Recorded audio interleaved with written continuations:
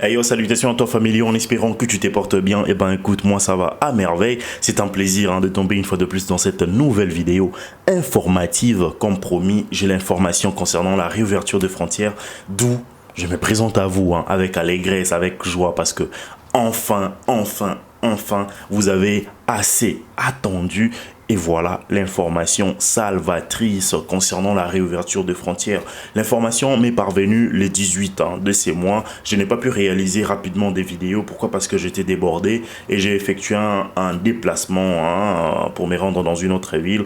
Et me voilà aujourd'hui à Kazan. Je me suis dit, pourquoi ne pas réaliser cette vidéo millimètre maintenant là, balancée et pour que vous ayez l'information en temps et en heure. Donc voilà, sans plus tarder, je vous lis l'information que moi j'ai réussi et à la fin je vais commenter un tout petit peu et puis ce sera bon.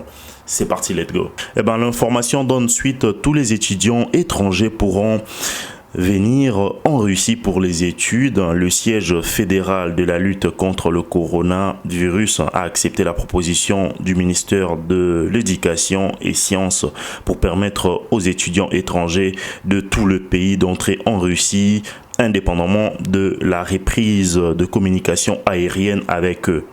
C'est normal. Concernant en ce qui est informé dans le département, les règles selon lesquelles les étudiants étrangers pourront entrer dans le pays sont actuellement en cours de négociations, mais seront approuvées dans un avenir proche.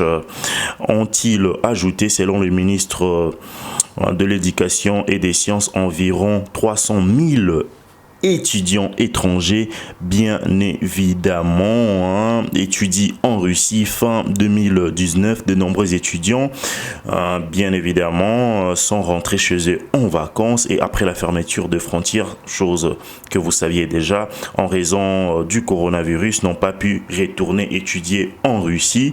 En raison de fermeture de frontières, ils ont étudié à distance. C'est dont ils se sont plaints à plusieurs reprises. Presque toutes les universités russes commencent l'année académique dans un format traditionnel. Donc voilà, a déclaré le chef du ministère de l'Éducation et des Sciences, Valérie Falkov. Ok, je vais devoir me retrouver rapidement parce que c'est vraiment, j'ai traduit rapidement pour que vous puissiez comprendre nécessairement ce qu'il en ressort de tout ça. Mais les étudiants de pays étrangers avec lesquels nous avons fermé les frontières en raison des restrictions pandémiques n'ont pas pu entrer dans le pays, dans leur pays d'origine. Les étudiants rencontrent souvent des problèmes pour accéder au programme. Eh ben, écoutez, je vais devoir prendre la deuxième mesure carrément. Dans leur pays d'origine, les enfants rencontrent souvent de problèmes pour accéder au programme à distance. Dans certains pays, l'internet est soit cher, soit tout simplement indisponible. Eh ben, ce qui est vrai, Le décalage horaire, a également affecté lorsque des études universitaires se déroulent en Russie. La nuit peut être profonde. Naturellement, cela a rendu l'apprentissage difficile, ce qui est normal. En collaboration avec le ministère des Affaires étrangères, bien évidemment, nous avons demandé au siège opérationnel d'ouvrir les frontières aux étudiants. Nous avons été soutenus. Donc voilà en fait le message qui vient du ministère, on va dire, du ministère d'études et de sciences carrément. Je pense que tout est ok, tout est clair. Enfin famille, les frontières sont réouvertes. Mais il y a des catégories d'étudiants en fait. Je vais me prononcer très rapidement pour que vous compreniez jusqu'à la fin. La première catégorie concerne les étudiants qui ont pris leur inscription bien évidemment avant la fermeture de frontières et tout, et qui ont été contraints de poursuivre, soit d'étudier à distance, en ligne bien évidemment.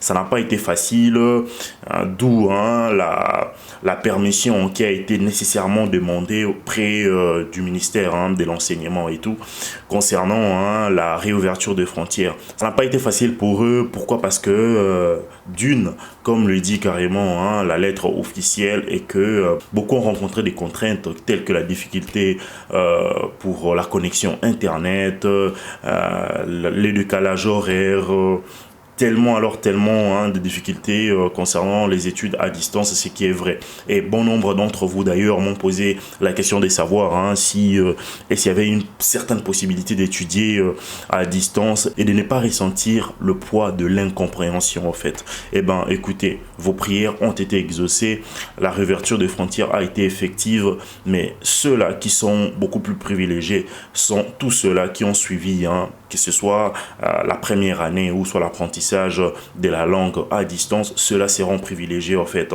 seront attendus ici là en Russie bien évidemment. Et ben tous ces étudiants là auront leur invitation grâce auquel ils pourront nécessairement demander le visa. Les visas les seront accordés rapidement, alors très rapidement d'ailleurs. Ce que vous devriez savoir est qu'avant de venir ici là, vous devriez impérativement être en contact avec l'université, bien évidemment, leur informer de votre arrivée, de votre venue carrément, pour que vous soyez déjà dans la base des données une fois que vous serez à la frontière, c'est-à-dire à l'aéroport, une fois votre arrivée. Nécessairement, vous n'aurez pas à connaître 1001 complications avant d'entrer. Et la deuxième catégorie concerne les étudiants qui étaient déjà ici en Russie, qui sont retournés chez eux au pays pour des vacances, mais qui n'ont pas pu, on va dire, y revenir encore. Pourquoi? Parce que les frontières étaient nécessairement verrouillées. Et ben ces étudiants-là pourront nécessairement retourner en Russie sans aucun problème. Et le tout minime cas de tous ceux-là qui veulent nécessairement prendre une inscription auprès d'une université pour pouvoir venir ici là, et ben ces cas c'est un tout petit peu différent, mais il y a possibilité qu'ils viennent. Sauf que tous ceux-là qui sont privilégiés, ce sont les étudiants, soit de bacheliers, qui ont contracté bien évidemment, qui ont pris leur inscription dans différentes universités et qui ont étudié à distance, qui ont suivi le cours depuis un laps de temps à distance. Bien évidemment, ceux-là viendront ici là sans problème et pourront nécessairement poursuivre leurs études normalement. Et tous ceux-là qui sont retournés en Afrique ou dans leur pays respectif bien sûr, mais qui ont été en Russie également pourront nécessairement venir. Les frontières sont ouvertes. Donc voilà, je pense que tout est bon, tout est carré. Une fois que vous avez des questions, n'hésitez surtout pas à me les poser en commentaire. Je vous reviendrai pour 1001 explications comme à l'accoutumée, et je ferai nécessairement j'ai envie de dire une vidéo, soit un live après 2 jours. Donc voilà, et ben n'hésitez surtout pas à me poser de tonnes et de tonnes de questions. Une fois c'est bon, je suis là, je vous répondrai. Et ben je vous attends également en Russie bien évidemment, et bonne chance à tout un chacun de vous. Ciao ciao.